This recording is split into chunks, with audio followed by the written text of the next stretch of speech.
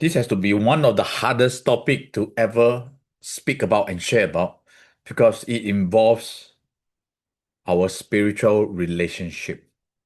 And it is not a podcast about religion.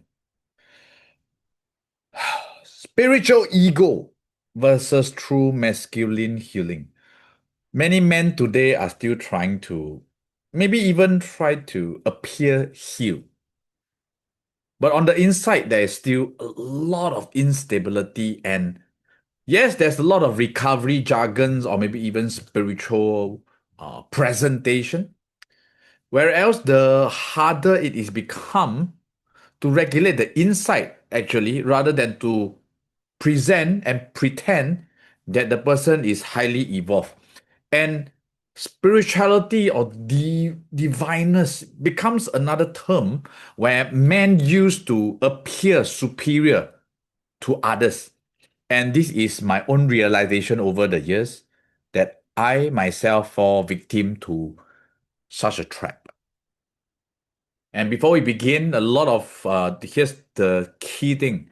A lot of men are still trying to look healed without actually gaining the true stability inside. So in this culture here where people share the best side of ourselves on social media, online, and maybe even to the work environment or community that we have. I mean, it depends on what kind of community, whether it is an encouraging community where we can be authentic, or is it a community where people network and trying to put on the best version of yourself so that you can get people to like you, get something from you, and as a result you can leverage and take advantage of them. So it depends on what is the culture of the community, because where a place where the image becomes such important, and men needing always to be alpha means superior, better. What better way it is other than flexing our material gains but to exhibit superiority in terms of enlightenment, attainment, and maybe even talk about, I can experience, the divine has spoken to me. There is this higher calling and purpose that I must fulfill. And this may sound familiar if you are a Marvel fan. The one of my favorite character used to be and still is Loki. Like my life is burdened with glorious purpose. Or maybe even if you have been watching the recent Prime, The Boys Homelander, where he talks about the second coming, where he himself is God walking among people. And this ego evolution to such an extent that it becomes like an identity to be spiritual. Because to talk about divinity and awakening and spirituality, it kind of like helps the man to get away with anything. Oh, this is what I answer to only one and one only out there, to protect the reputation. And as a result, when this conversation is being brought up, the divine has spoken to me. This is what I'm meant for. It immediately cuts off the boundary with other people. And there depends on the context. There is an immediate separation between so-called beings and divine. And this manifestation, this masculine frame itself, is often rather detached because the man who uses spiritual ego as a protection, there will be an energy of pride. I got it, you don't get it, kind of arrogance. And the conversation could be very eloquent where the words may just sound right. However, the words, for example, as my nervous system is unstable, let's say, and I may talk about, as long as you're aligned with the spirit, everything is going to set a path for you to walk on. And the energy of nervousness, but coupled with language of divinity, it is still that millisecond of like the calling that God has for me. And that pause to wait for an approval, whether it's from an audience, a group, or an individual. The key line thing is still validation. And the fact that this kind of man escape reality is because the pain of facing the reality is so much that it is better to detach and pretend that it is already in a non-material world where only he himself get it. As I'm sharing this with you, for those who might even fall wayside on this journey before, and I speak from my own personal experience, not from theories. There's this guide that I want to share for the flow. That when I went through this phase, I could talk about recovery jargons. I could talk about healing, childhood psychology, trauma. But over time, whenever there's a rejection that I face, I may talk about, detach from the material world, be free from external approval. But that rejection from human, women, men, I know it still hurts me and haunt me. But I practice unaffected, pretending that I'm okay. And that's where misalignment happens. Because if I'm gonna not be okay with that, I'm not okay.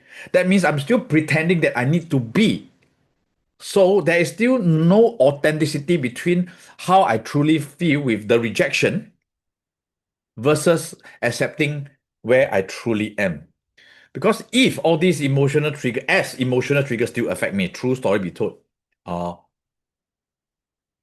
being aware of it and not embodying it as I pretend to be not affected, it is still not a full acceptance of myself. And to be spiritually connected and aligned, it takes full authenticity, rigorous honesty in order to practice that. And for this lifetime, I may never ever be perfect, and I may never even able to reach that kind of uh, spiritual attainment, but it is fine because the true masculine embodiment, I believe, is a journey of growth. And hence, me recording this podcast not from a space that I've got it, but from realization and humility that I am in the path of growing like every one of you here. It is actually a very good path of growth, starting from where exactly I am and where you are watching this video right now. Because to talk about it is easy, as we all can be, let's say, for example, talking about what needs to be done at the gym. How many times you go work out a day? What is the kind of food that you need to eat? Why men should always work out versus truly living it, silently or not silently working out 4 to 5 times a week, hitting the gym without needing to check in and let people know, and eating the food that you eat alone where nobody watches. That's where the true diet is. And I myself is guilty, and I always, not always, there are times that I eat things that I shouldn't have been eating, that is misaligned with where I want to go as well. Those chocolate ice creams and dessert and a little bit too much sugar, my dear friends, or the late night supper you wish you never had. And it is fine, my dear friends, whatever is done is done. But right now, we want to tap into the true part where we are really at peace and calm rather than pretending that we look calm to others. Because this energy that we want to portray outside is still a validation energy that we need to look okay for someone or maybe even for ourselves. But the thing is this: when we are really honest with ourselves, there is no need to look at the mirror and tell ourselves, yes, we look fine. Because why do we need to tell ourselves that we look fine if we are really fine? And if we are not fine, what is wrong with telling ourselves in the mirror that we are not? The fact that a lot of men want to look fine, look godly, or maybe even composed or get it is because there's this still a need to impress. For example, many times in my life, I face rejections. There are times that I get into emotional and financial debt, spaces where I'm lonely. There are also desires that rises to and fro, and that's very uncomfortable to even think about it. Decisional conflicts, uncertainty in business, in family, mm, maybe even unspoken distance in my relationships, in my marriage, friendship that I felt shortchange, or maybe even I shortchange others. And hence, my stories of imperfection, moments of shame, validation, addiction, craving for dopamine, and emotional crashes, all these are not very proud stories to share. But how many times do we really hear it out there online? But I'm not saying this online that you need to portray this vulnerability. But if you have been avoiding these areas of your life for the longest time, let this podcast be a reminder the next 10, 15 minutes to truly face yourself in areas that being in stillness is uncomfortable. This silence right now forced me to face myself, and there's always a need to be in motion to avoid the emotions that we don't want to face. And the line is here is that there are a lot of times people really look calm because they're grounded, not because they are emotionally shut down and they just follow the script how they need to be. And this may be a common phase that, sometimes when people talk and they quarrel in the heat of the moment. How do you want me to be? What do you want from me? And these are just when the ego is down, when the emotions are high, the reaction is real. And it is a very outward energy that how you want me to be, then you can accept me. And that is not a form of alignment versus, you know what? Walk away. Or maybe even, right, you are right. And that takes true honesty to first face ourselves instead of allowing that emotion of misalignment to chase for the validation in order to just calm the moment. Because the moment is not calm is fine. The responsibility to walk away from acting out an action that we may later on regret takes true maturity. The spiritual alignment inside ourselves, true confidence of spiritual confidence, is where we know that we have these areas of our life that we are so sure. And it is a consistent mood that has over time developed and has been a part of ourselves. The new understanding here is this. If we are able to get to a level of alignment, means congruence, what we do, what we say, as much as possible. We have confidence in when we say something, we will do it. And even if we don't say something, in our mind, we tell ourselves we do it and we did it. And that's where the confidence keep reinforcing ourselves. And over time, the emotional stability will ground itself within ourselves. And that is where the mind is clear, truly clear, not thinking that there's a different attitude of practicing gratitude and being grateful for really what's happening versus thinking positive like I need to be happy. I am happy. Man. I'm not, and it's fine because authenticity favors positivity anytime. And when your mind is clear, the emotional honesty is there. Your heart will start to feel that you are sincere to yourself because you're no longer going to shortchange yourself. And when one is able to connect with yourself, the bonus here is this: we are able to connect with the people in our life and probably even a wider circle and community and with more people out there.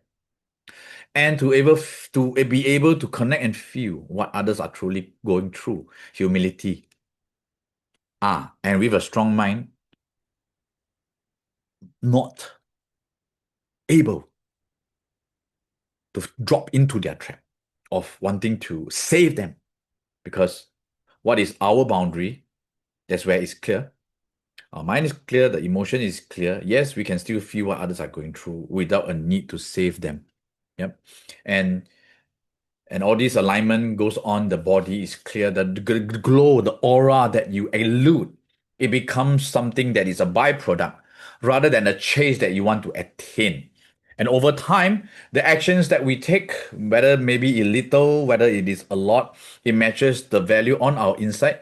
And over a day, over a week, over a month, over time, there is consistency, the groundedness that we have inside aligns us with our spiritual being. And I'm not talking about any religion here, our own higher power spiritual being.